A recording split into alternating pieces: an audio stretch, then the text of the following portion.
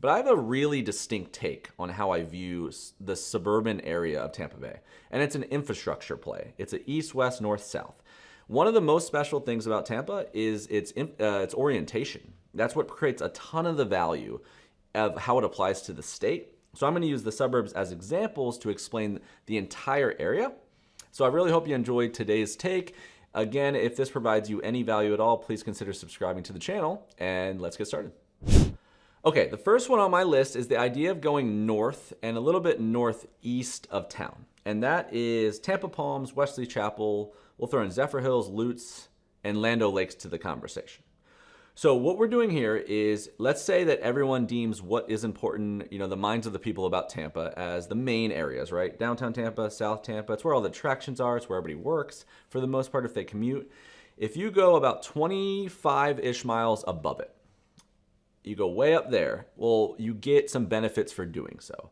This is where most of the land was available. So if you're going to pick one suburban mousetrap where the mass appeal would exist if you had to pick one, it's probably leaning in this direction, because if that's where the land is, that's where the space is, then they don't just build new construction, but they're able to build it in an intentional manner. They're able to actually master plan it. They're able to build new homes, communities in general, commercial districts, shopping that aren't in silos. In densely populated areas, they have to infill these amongst what already existed. Well, up in these areas where you just have swaths of territory where families own acres and acres and acres and then sell them off with rules and want you to master plan, then everything kind of orients to each other a lot smarter. So everybody moves into these neighborhoods at similar times. It creates a demographic control. Your kids are going to schools together. The schools are new because they just built them. And the idea is just master plan. It feels new, it feels fresh, it feels clean. And there's a myriad of options that from the last 20 years to now that you can build completely clean, or you can go into areas that are a little bit more mature, a little closer to town with mature landscaping.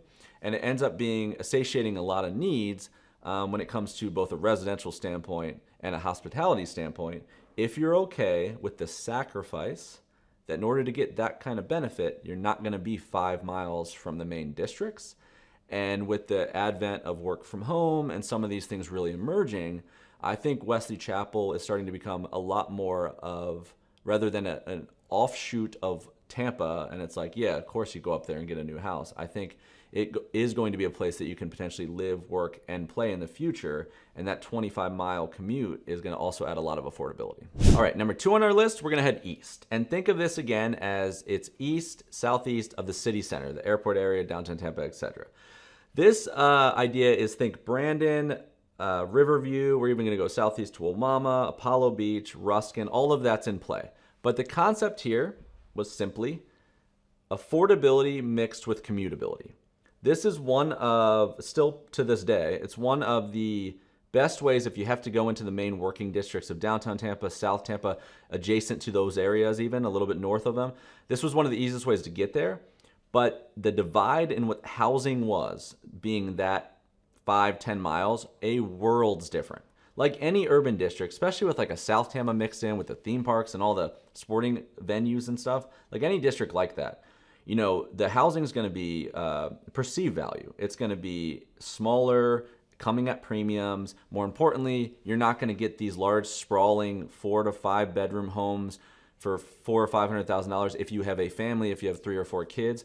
So people did it for the multifaceted reasons like that. They did it because of pure affordability. They did it because they want a suburban neighborhood, that they need more space for that cost, also mixed with schools. And they need like what Wesley Chapel offered, but they didn't want to commute an hour each way. They wanted new construction. That's another reason. If you take new home builders in the Tampa Bay area, 90+% of them all exist directly north to number 1 on the list or this direction. If you go west and that area in this part of Florida, you're going to the beach. So the closer you get to that, that is the area that is the most resale laden areas because there's no space.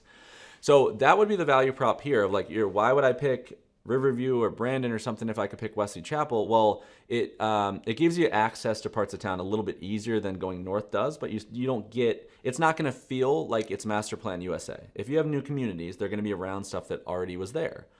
But this area also gives you a bonus sneaky addition if I add it to the end of this section.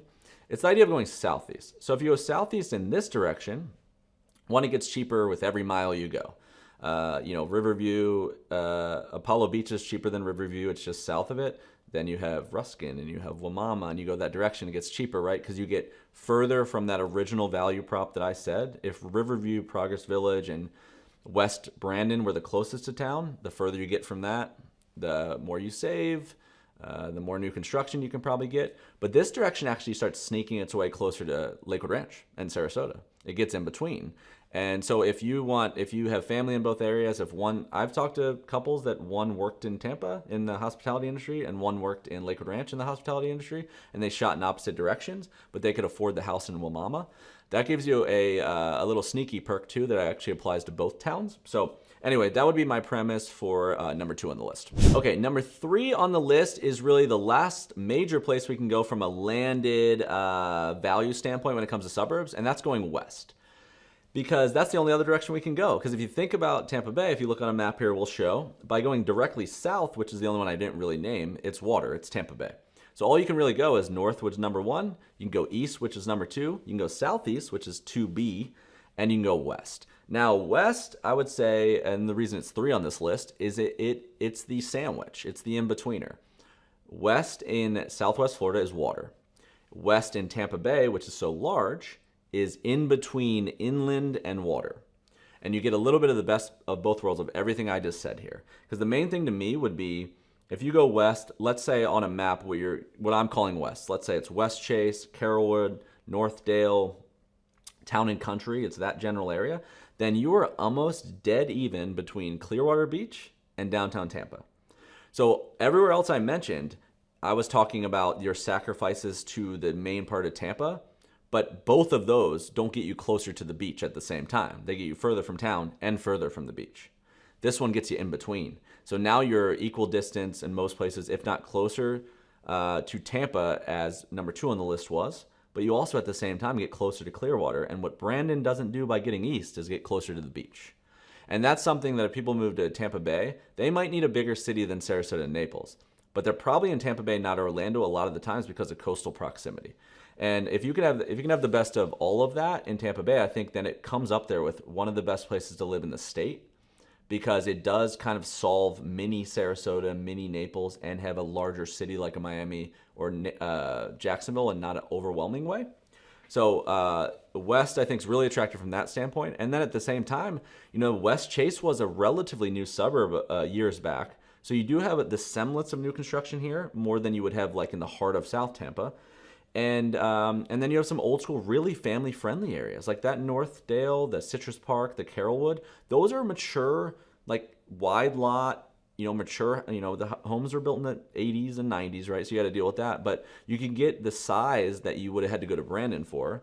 But then you also sneak towards the beach, which is not going to have these kind of homes. So that would be what I'd say about number 3. Okay, number 4 on the list, we're going to go a little outside of the box at this point, and we're going to head towards the beach. And we're talking the first part of northeast Pinellas County. Now, quick context if you're not super familiar. Think Tampa Bay, Hillsborough. Most of the places I mentioned, Hillsborough County, the main thick of the area. That's where the airport is, everything. You go north of any of the territory. You get north enough, Pasco County, all the way from the coast to inland. You get towards the coast, all of that's in Pinellas County. That is St. Pete, that's Clearwater, all that area. Well, if you're going to look in the St. Pete versus Tampa, materially different feel. Half the traffic in Pinellas County, it's eclectic, dog friendly, it's a coastal vibe. It feels incredibly more laid back. Tampa's going to have a lot more of the work crowd, hustle bustle, that kind of fun energy of the downtown. The South Tampa area is going to be a lot more, it's like a higher end, like kind of same kind of vibe crowd. Typically people fall on one side or the other. A lot of people just feel that they're a St. Pete person or a Tampa person, right? And I've had evolutions in my life where I fell in and out of one or the other. With all that being said, you pick the St. Pete area. Most people, if they Google, they talk about it, locals, whatever, most people would view the best part, if you had to pick one to live, is slightly northeast of downtown St. Petersburg. Because actually this is an east to west conversation. The beach is west, the bay is east, And most of the historic living districts are on the bay side, as well as the downtown. It's like a 20-minute from the coast conversation. So what you want to look at is like the general vicinity of Old Northeast, the name of the neighborhood, Woodlawn, St. Paul, Euclid. You have the Riverview Bay area, Crescent Park's lovely. And it's all generally in this district, right? And then if you think about how you look at it, right, all the value was created in water proximity and how far you get from downtown. So if you look at all the areas I just named, the maturity of the evolution of the pricing, the neighborhoods, the gentrification, all of it exists on old school real estate rules. Look how close everywhere I just named is to what everyone deemed the best, which is going to the water or the heart of downtown. And you have, when you get there, you have historic bungalow housing. You have, crawl spaces. They're smaller but cooler. You have rear entry garages. That's going to be your vibe here. There is urban fill new construction, but you have to be romantic about charm. And you're going to have that front porch living. You're going to have a community that loves their neighbors. You have that whole vibe. If that sounds like you, this is an area that I'd really hone in on. If you needed a Tampa version of it, the closest I can think of would be South Tampa or Seminole Heights. Okay, and the fifth and final one for this 2023 list, I'm going to throw you for a little bit of a loop, and that's Dunedin, Florida. And this one is going to be materially different than anything I've talked about so far. And think a quaint Florida throwback time. This is a throwback in time in general. And the way to think about it is, so if you go south to north in Southwest Florida, let's say we won't go all the way to Naples, but you're in Sarasota, you hit Siesta Key, Lido, Longboat Key, Bradenton Beach, you get to Anna Maria Island, you hop to Tampa Bay, you go St. Pete Beach and Paso Grill, Treasure Island. Keep going, you hit Reddington and Madeira and Indian Rocks, and you get to Clearwater. Everybody's familiar with Clearwater. Well, Clearwater Beach is actually the northernmost tip, that area, of the Barrier Islands. It ends up like Caladesi Island or whatever, but if you look on a map, the beaches run out. The coast doesn't, the beaches run out. Well, right above that area, 12 minutes, is a little town called Dunedin, Florida. And what Dunedin does well is it basically satiates the need of everything you would picture about old romance of moving from out of state to Florida. It satiates those needs. It is quaint, it's charming. They kept the historical element intact.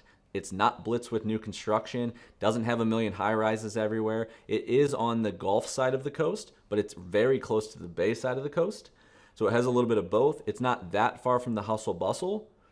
Has a lovely downtown, a great brewery scene, live music. And the cool thing about that area is the intentionality of the neighbors. This isn't an area you would accidentally end up in for any reason. It has to be intentional because of the location and because it is slightly out of that main part of a city that people view attractive for commutability and things and attractions.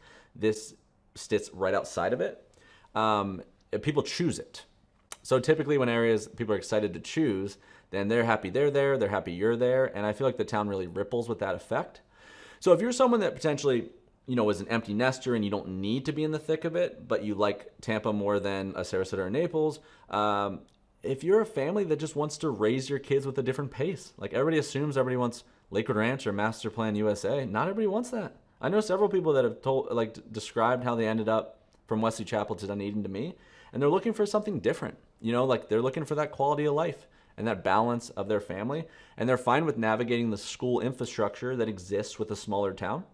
Then Dunedin could be a really interesting one to look at to end this list, and that will conclude. All right, folks, that is a wrap for today's video. Again, my name is Adam Hancock, and this is the Tampa, Florida Relocation Guide.